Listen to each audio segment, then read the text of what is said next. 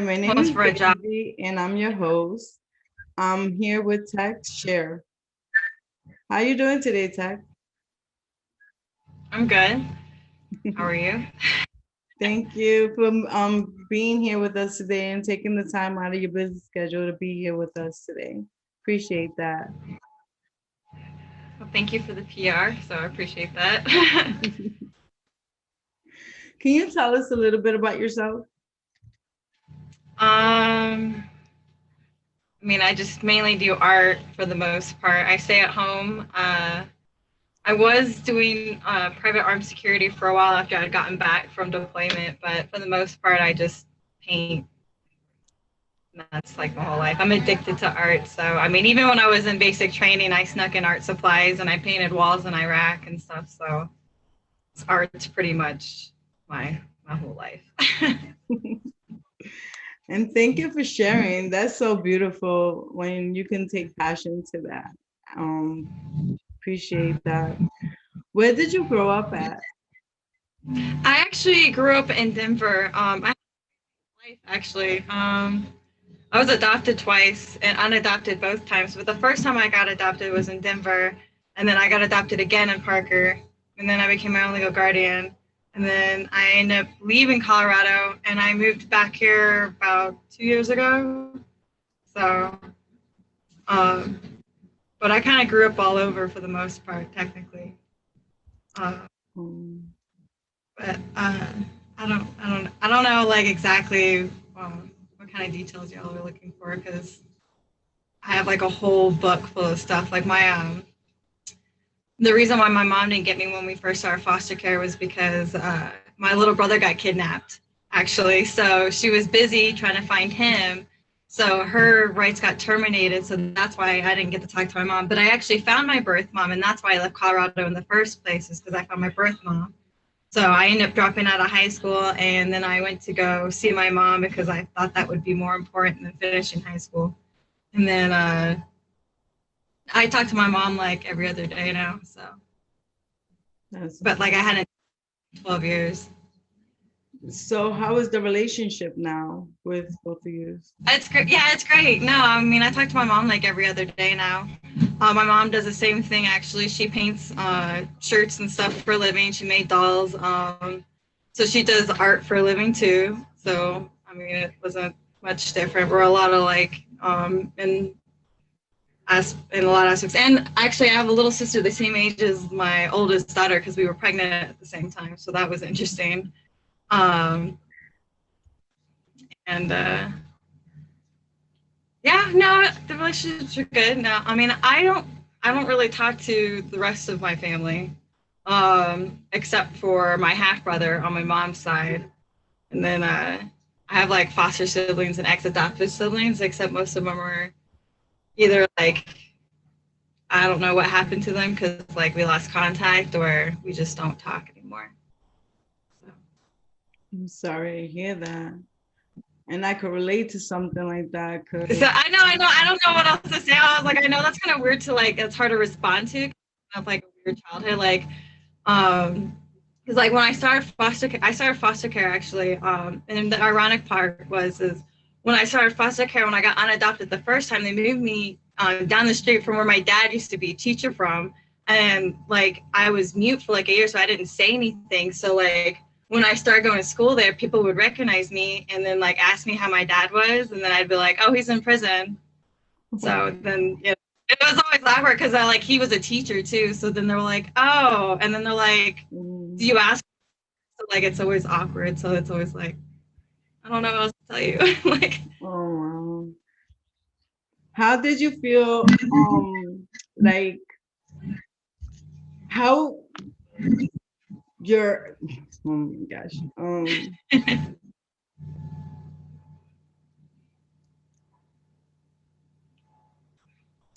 What did you love doing as a child? art. It's pretty much. Well, okay, so I didn't start talking until I was about 3. And so art started off as a form of communication for me. And so I've always just been drawing. And I even told my mom when I was 7 that when I became a famous artist, I was going to buy her a diamond ring. So apparently that's the joke. When I become famous, I owe my mom a diamond ring. So she didn't say she was gonna pick it out, so I've got free range on that part. So still got to be within the budget. But How did she feel when you brought her that ring? Did you get it yet? no, I'm not famous yet. I want to be famous yet. Like I want to. Okay, so like my whole thing is like if I want to be rich and famous because like my main thing that started it is like I try to empower people with my artwork. So I'll make a post on Facebook and have people post their selfies, just like random selfies, and I'll draw like random people and turn them into coloring pages and post them for free. Because that's cool. And then like I'll upload them to Redbubble. I think I make like 10 cents if they buy stickers. So it's like I don't really make much, but it's cool. Like if you can put yourself on a mug, that's artwork. But then also other people will buy it. So like you're a work of art that other people have in their homes too. So it's like a cool empowerment concept that I try to do. But I want to eventually raise enough money because I grew up in the foster care system and I didn't really always have not a lot of money for art supplies. Like when I started foster care, the lady was so mad at me because they sent me in to pack up a bag of like essentials. All I packed was paper and some markers. And she's like, "You need socks?" And I was like, "What are socks for? Like, I'll be fine. I need this paper." Like, so that's just that's pretty much my whole life. It's just been an obstacle course of trying to do more art. That is so awesome. But because of that, it actually helped me like sorry, I just realized what I was going with this. But because of that, it really helped me growing up and not being like I didn't get into drugs, I was not into gangs, like I was pretty like considering like the stuff I went through and the situations we're in, I could have been like a really shitty person. But because of art, I wasn't. So I want to build like if I can build like a big like art therapy center for like foster kids and like kids that like don't have any place or whatever, then like it would be like they could do art therapy and not have to worry about like money for supplies or like anything like that, and they can learn how to like cope with things with art. Is my goal. Thank you. Sharing that is so amazing. Thank you. Oh yeah. So eventually when I become rich and famous, I want to make a building in probably Denver because that's where I grew up. Where it's for like foster kids, like kids who have like broken homes, where they can go get like free art therapy and like unlimited art supplies, art classes, so they can improve their techniques and stuff, like actual art classes, and stuff like that. So like that would help them deal with life. So that is so beautiful. I know you could get sponsors for that. I have no idea how to get one. They're easy to talk to. Oh, go ahead. I'm sorry. So I've just been making the YouTube videos and doing the free coloring pages and trying to like build up and like so I started an OnlyFans for my art, which people get a little sketched out because they're like, oh, and then like I've only had one incident where a guy came at me sideways because he was upset that I wouldn't sell him like the naughty photos. But for like art, like most of the people who follow me on OnlyFans are artists, and I'm going to start posting videos like how to like do warm-up techniques for like practicing drawing hands and stuff that I'll post only on there. So like that's why people would subscribe.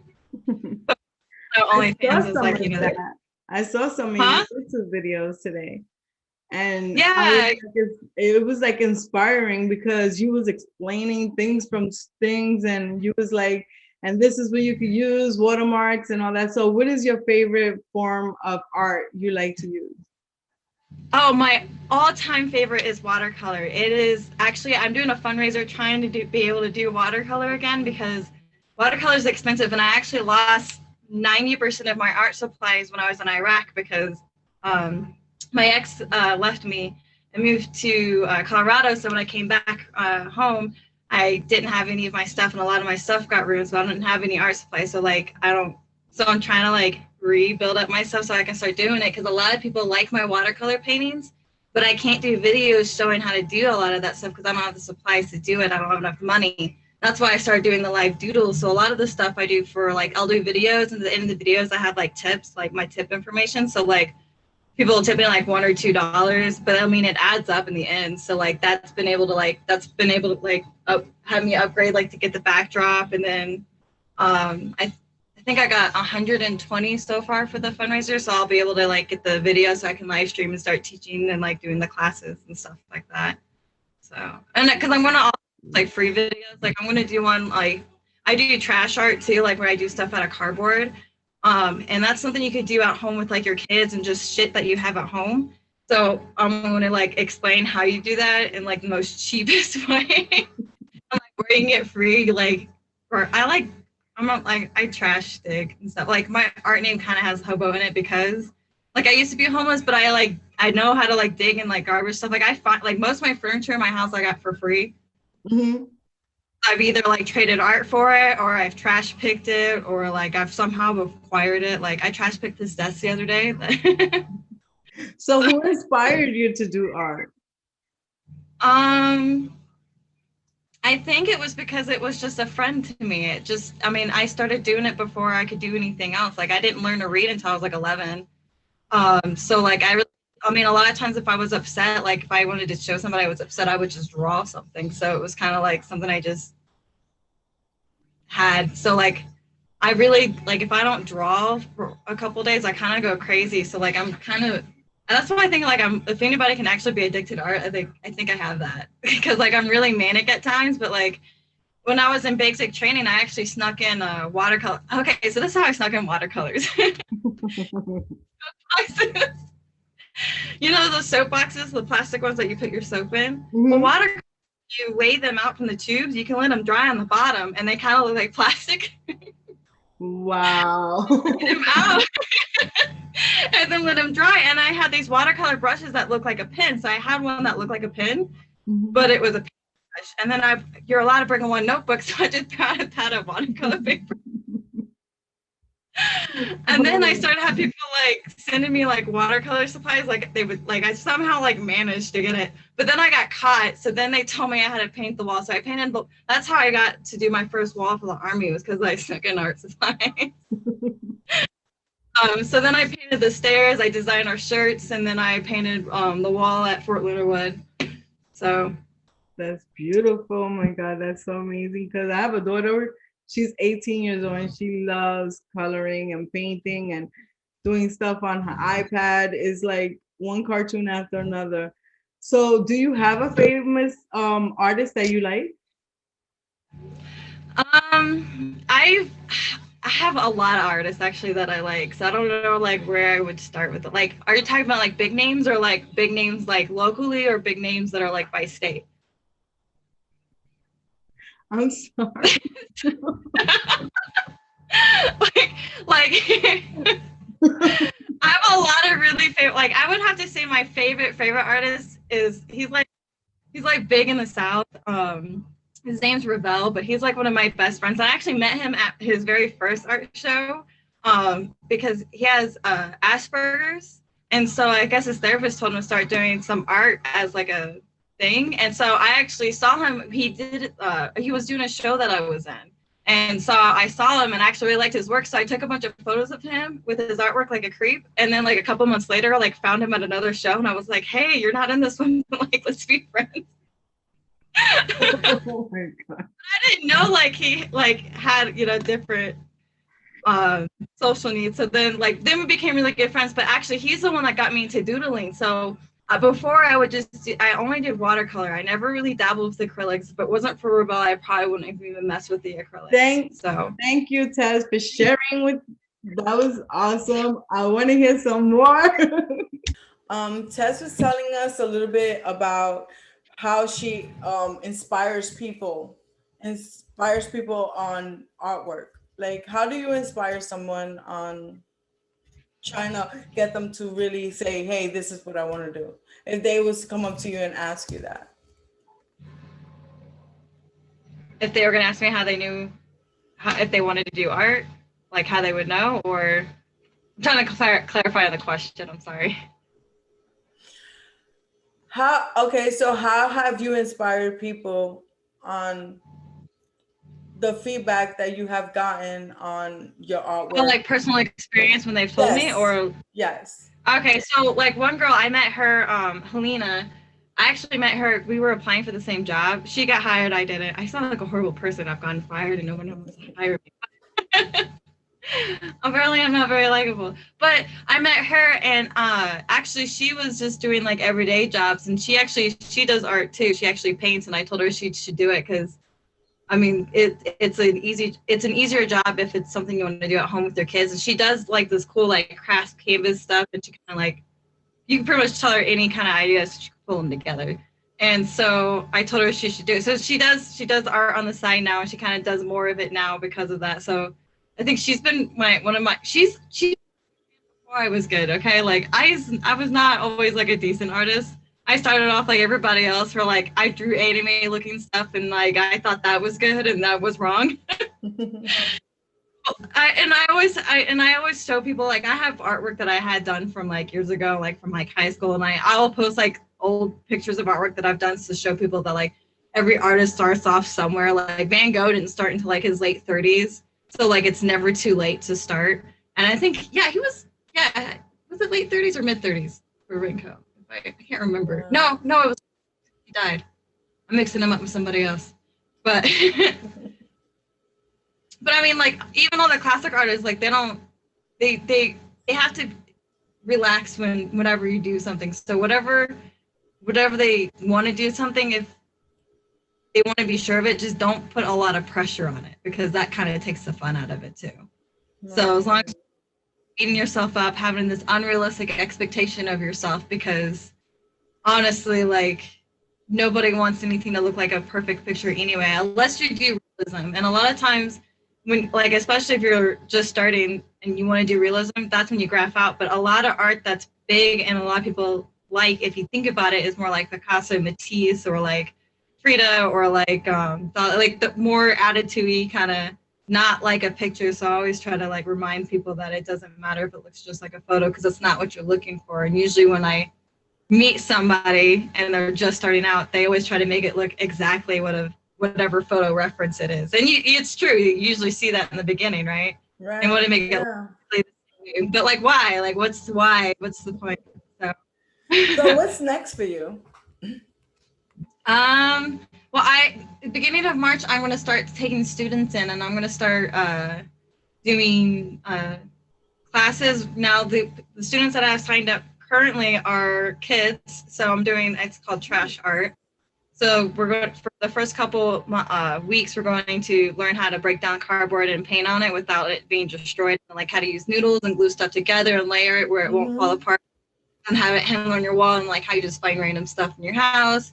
So it's just kind of like one of those free, it's a free class. So it's one that I'm going to try to like also make a YouTube video tutorial on it. So somebody else who like can't take a course with it, like, and actually have like on like help, they can at least have an idea of how to do it on their own. So I'm going to be a teacher. Okay. I try to get hired as one, and then they wouldn't want me. So I'm doing it myself. Right. So how is it that you, how do you explain to people about having them motivated and the excitement on artwork? What can you tell them? Well, any kind of advice? It's like a relationship, so it's not going to always be pretty. So if they can get past getting rejected all the time, because I'm constantly told like horrible things all the time and getting treated like crap for being an artist, like I just like, I remember the first time I was pulled aside, it was fourth grade, by my teacher, who told me I was going to be a failure because I couldn't stop doodling in class. So, oh wow. I still haven't stopped doodling. She says I have a problem, so she might have been onto something. But that's your expression when you do artwork, right? That's your expressions on. Yeah, I draw on everything. So I mean, even in the army, I mean, I got a coin for trashing people's offices and doodling on boards, and I would doodle sticky notes like cartoons, like Animaniacs and Darkwing Duck, and put them all over the office. Keyboards and stuff. This is when we were in Iraq. We would have downtime and get really bored, and there would be nothing to do. You have no internet or nothing. So then I would start doodling and moving things around. Like you'll see like an eyeball like in the corner, so it looks kind of creepy if the lights are just like playing pranks with doodles. That's so awesome how you love what you do and how you express yourself. And I appreciate you for being here with me because not a lot of people can express themselves, especially in this day and age, through their art, how they're feeling, Stuff is so stuff like censored, and a lot of people don't want to get told, like, I mean, when you get crucified socially now, it's like a huge, like, you go to Facebook jail now. So I think that. social Any punishment experiences, any is so stories you real to want to people. share? Huh? Any experiences, any stories you want to share? With like art in general, Mm-hmm. or Yes. I got a lot of crazy art stories. Um, Part you two. want like a lovey-dovey one, like a horrible. I got all sorts of. I got funny ones too. Um, like no, I probably shouldn't say that one. To myself real quick. So, any plugins before we go? Any plugins? um. Oh, Oh, okay, so okay. OnlyFans. Are you talking about for like what like stuff like links? Mm-hmm. Yeah, OnlyFans and Instagram. Welcome. My name is Daisy, and I'm here with Kevin Rowland. How you doing, Kevin? Kevin Rowan here. Nice to meet you, Daisy. Thank you for taking out of your busy schedule to be here with us today. I appreciate you. No problem. Thank you for having me. Can you tell us a little bit about yourself? Well, as you know, my name is Kevin Rowland, and I grew up in Brooklyn, New York.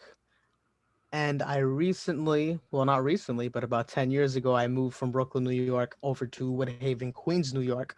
I'm an auto mechanic by trade, and now I'm leaning a little more towards helping people with mental wellness and addiction. Nice. So, how was it your childhood? How was that growing up? My childhood was very lively. Growing up in a very large family, and also my neighborhood itself was never a dull moment. My family has always been very supportive of me, and I spent a lot of times outdoors in the street, whether it be playing, having fun with my neighbors, or just drifting off farther and farther, like every other neighborhood, and experiencing what life has to offer. Nice. Can you tell us about your family? How was it growing up with them? Growing up, my family was very, very interesting. Let's just say that. So, my parents are very supportive. They've always raised me with a tight fist, and they've always taught me everything they knew. They're very hard workers, and they've passed that along to me, their ideals. Growing up with my siblings has also been very, very touching in a way. We've had definitely had our moments, but I have an older brother who's currently 30 years old. I have an older sister who's 27, and I have a younger brother who's coming on 13. Wow, okay. Who did you look up to when you was growing up? When I was growing up, I spent a lot of time with my grandfather. And so I did look up to him a lot because my parents, like I said, were very hard workers. And so I spent a lot of time with my grandfather. He would pick me up from school. And even after I got home, I would just spend time playing cards and dominoes with him. So he was a very heavy influence in my life. Wow. Who do you look up to now? Now I look up to my mother. Of course, growing up, she always had such inspiring lessons for me, but boys being boys, I never listened. But as life goes on and hard times come on, I'm definitely taking her lessons into account a lot more. And so I definitely could say that my foundation for my strength at the moment is my mother. And where do you get that strength? Where does she get that strength from with you? She gets that strength from just her overall lifestyle. She grew up in a third world country. She grew up in Guyana, and she's always had to work very hard for everything she's achieved. She hasn't stopped working ever since she was a teen, and she carried that lifestyle over from Guyana over to the US, and she still has never stopped working since she was a teen. So she passed that tight fist and that strength onto me. So, you said earlier about your addiction. Yes, I am actually a recovering alcoholic and addict. That addiction started, well, it awakened about 4 years ago. I was encountering a lot of struggles in my life, which triggered multiple anxiety disorders. I was diagnosed being schizoaffective and multiple mental wellness issues. And because of that, in order to cope with those things, I turned to substance, alcohol for that matter.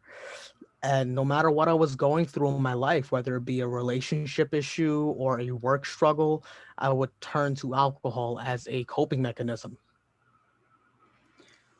So, do you still battle with that, or is it's a work in progress? It's definitely a daily struggle for all addicts. We never really conquer our addiction, we just learn to live life on life's terms. So I definitely do have triggers depending on my mood and situation. If I had a relatively bad day, I may want to cope with that with substance.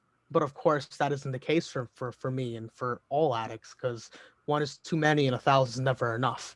So we have to find alternative ways to cope with what we're going through. Is that where you find your strength in coping? I Having find your my strength family? in coping, having my family. Exactly. I have my mother definitely keeping me occupied. Definitely staying busy is a very big coping mechanism for me. And I'm definitely assisting her. She teaches me how to cook. She teaches me how to properly manage the household. And she just definitely keeps me on my toes. I utilize that to keep myself occupied. Of course, along paired with that is dieting, exercise, and all these things all contribute in a way to keep me from wanting to use substance in my experience. Right. And that's so powerful to know that a lot of people don't have family to have their back and help them with situations, and your family is so loving. That's awesome. Um, I saw that you love helping people. Can you tell us a little bit about that? Absolutely. All my life growing up, I've always taken pleasure in pleasuring others. For example, whether it be through laughter or just assisting someone, I've always just taken joy in helping people, whether it be simple things around the house or assisting a friend of mine with a struggle. And I've carried that throughout my life. I even carried that to my field of work, which is auto mechanic. I would take a lot of pleasure in just being commonly courteous to the customer. And now, through my recovery, through my addiction, I've realized when I went to Garden State Treatment Center for rehab that it really sparked something in me that I really did want to help people beyond just simple matters. I wanted to help people with mental wellness. I wanted to help them with addiction and just help people with who may not have access to therapy or other forms of medical treatment.